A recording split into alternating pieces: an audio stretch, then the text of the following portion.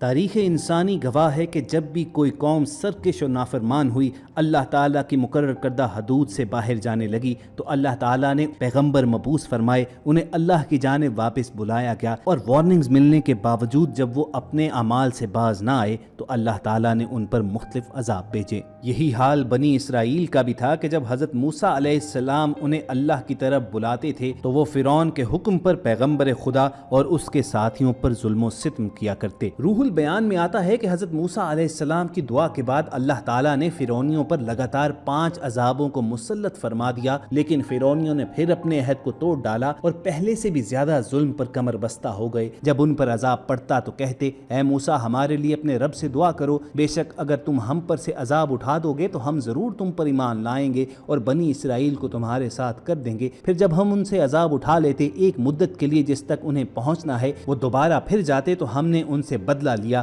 اور انہیں دریا میں ڈبو دیا، اس لیے کہ ہماری آیات جھٹلاتے اور ان سے بے خبر تھے۔ 1891 سے پہلے اس دنیا کا کوئی انسان نہیں جانتا تھا کہ خدائی کا دعویٰ کرنے والے فرعونوں کی لاشوں کا کیا ہوا تھا یا ان کی باقیات کہاں ہیں، کہیں ہیں بھی یا نہیں۔ الہامی کتابوں تورات، بائبل اور قرآن پاک میں اس واقعے کا ذکر تفصیل سے ملتا تھا کہ حضرت موسیٰ علیہ السلام اور بنی اسرائیل قوم کا پیچھا کرتا ہوا فرعون پانی میں غرق ہو کر اپنی فوج سمیت مر گیا تھا، جبکہ حضرت موسیٰ علیہ السلام اور ان کی قوم کو پانی نے اللہ کے حکم سے گزرنے کا راستہ دے دیا تھا۔ اس کے بعد اس کا کیا ہوا، اس بارے میں بائبل اور تورات تو خاموش ہیں، لیکن قرآن میں اس کے انجام کے بارے میں ایک بہت ہی عجیب بات کہی گئی تھی جس کی کسی کو سمجھ نہیں تھی کہ اس کا مطلب کیا ہے۔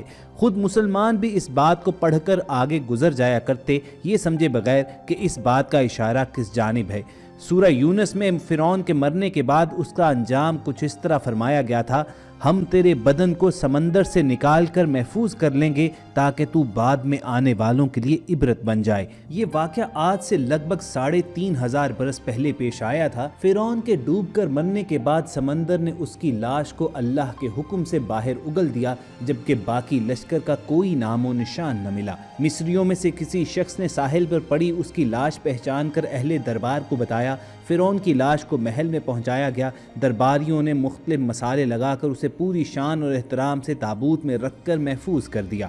حنوط کرنے کے عمل کے دوران اگرچہ ان سے ایک غلطی ہو گئی، فرعون چونکہ سمندر میں ڈوب کر مرا تھا اور مرنے کے بعد کچھ عرصے تک پانی میں رہنے کی وجہ سے اس کے جسم پر سمندری نمکیات کی ایک تہ جم کر رہ گئی تھی، مصریوں نے اس کی لاش پر نمکیات کی وہ تہ اسی طرح رہنے دی اور ایسے ہی اسے حنوط کر ڈالا۔ وقت گزرتا رہا، زمین و آسمان نے بہت سے انقلابات دیکھے جن کی گرد کے نیچے سب کچھ چھپ گیا، حتیٰ کہ فرعون کی حنوط شدہ لاش بھی زمین کی تہوں میں چھپ گئی۔ ان کے نام صرف کتابوں، ان کی تعمیرات اور لوگوں کے ذہنوں میں رہ گئے۔ اس واقعے کے 2000 سال بعد اس دنیا میں اللہ کے آخری نبی حضرت محمد صلی اللہ علیہ وآلہ وسلم تشریف لائے۔ ان پر نازل ہونے والی آخری کتاب میں فرعونوں کے قصے بڑی تفصیل کے ساتھ بیان کیے گئے، اور اسی سلسلے میں اس فرعون کا جسم محفوظ کرنے کے بارے میں آیت بھی نازل ہوئی تھی، جس کی سچائی پر سب اہل ایمان کا پختہ یقین تو تھا، لیکن وہ سمجھنے سے قاصر تھے کہ اس خدائی کا دعویٰ کرنے والے کی لاش کہاں محفوظ کی گئی اور اسے کیسے عبرت کا نشان بنایا گیا۔ 1871 میں مصر کے ایک شہر الغورنیہ سے تعلق رکھنے والے ایک غریب اور معمولی چور احمد عبد الرسول کو فرعونوں کی حنوط شدہ لاشوں کی طرف جانے والے خفیہ راستے تک رسائی مل گئی۔ احمد عبد الرسول نوادرات چوری کر کے بیچا کرتا تھا۔ ایک دن وہ دریائے نیل کے کنارے کے قریب اسی سلسلے میں پھر رہا تھا جب اسے ایک خفیہ راستے کا پتہ چلا۔ وہاں وہ نوادرات کی چوری کے لیے جگہ کھود رہا تھا کہ اسی دوران اسے کچھ لوگوں نے پکڑ لیا اور پولیس کے حوالے کر دیا۔ وہ جس جگہ کو کھود رہا تھا وہاں سے ملنے والے راستے کی جب مسلسل کھدائی کی گئی تو دوسری ممیز کے ساتھ وہی غرق ہونے والے فرعون کی لاش بھی مل گئی۔ اس کے کفن پر سینے کے مقام پر اس کا نام لکھا ہوا تھا۔ ان ممیز کو ماہرین قاہرہ لے گئے۔ جب ان ممیز کا تفصیل سے جائزہ لیا گیا تو فرعون والی ممی پر جمی نمکیات کی تہ سے تصدیق ہو گئی کہ یہ وہی فرعون ہے جسے اللہ نے پانی میں غرق کر کے بدترین انجام سے ہمکنار کیا تھا۔ یہ بہت بڑا واقعہ تھا۔ اس کی تصدیق کے لیے دنیا بھر کے ماہرین آثار قدیمہ اور سائنسدان مصر کی جانب امٹ پڑے۔ مختلف سائنسی ٹیسٹ کرنے کے بعد دنیا بھر کے سائنسدانوں نے تصدیق کر دی کہ دوسری سب لاشوں کی نسبت صرف فرعون کی لاش پر ہی سمندری نمکیات کی تہ جمی ہوئی ہے۔ اس تصدیق کے بعد اسے فرعون کی لاش قرار دے کر عجائب گھر میں محفوظ کر دیا گیا۔ 1982 میں فرعون کی ممی خراب ہونے لگی تو اس وقت کی مصری حکومت نے فرانس کی حکومت کو درخواست کی کہ فرعون کی ممی کو خراب ہونے سے بچایا جائے، نیز جدید سائنسی ذرائع سے اس کی موت کی وجہ بھی معلوم کی جائے۔ چنانچہ مصری اور فرانسیسی حکومت نے مل کر ممی کو فرانس لے جانے کا انتظام کیا۔ جب فرعون کی لاش کو فرانس پہنچایا گیا تو ایئرپورٹ پر اس دور کے فرانسیسی صدر بذات خود حکومت کے اعلیٰ عہدیداروں، تمام وزراء اور فوج کے افسران کے ساتھ استقبال کے لیے موجود تھے۔ فرعون کی لاش کا استقبال کسی عظیم زندہ بادشاہ کی طرح کیا گیا، حتیٰ کہ اسے فوجی دستوں نے سلامی بھی دی۔ اس کے بعد فرعون کی ممی کو ماہر ڈاکٹرز کی ٹیم کے حوالے کر دیا گیا۔ اس ٹیم کی سربراہی ڈاکٹر مورس بقائے نے کی تھی۔ مائکروسکوپک ٹیسٹ کے ذریعے ممی کے تمام اعضاء کا باریک بینی سے جائزہ لیا گیا تو معلوم ہوا کہ اس کی لاش اور جسم میں سمندری ذرات ابھی تک موجود ہیں اور موت کی وجہ بھی پانی میں ڈوبنے کی وجہ سے ہوئی تھی۔ لیکن ایک بادشاہ کی موت پانی میں ڈوبنے کی وجہ سے ہو، یہ ڈاکٹر مورس بقائے کے لیے حیرت کی بات تھی۔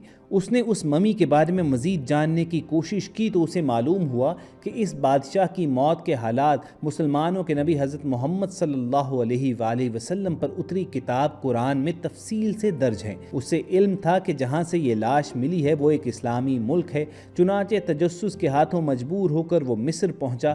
وہ ایک سائنسدان تھا، اس نے اس معاملے میں مصر ہی کے ایک سائنسدان سے ملاقات کی۔ اس سائنسدان نے قرآن پاک کھول کر اسے سورۃ یونس کی آیت 90 سے 92 کا ترجمہ لفظ بلفظ سنایا۔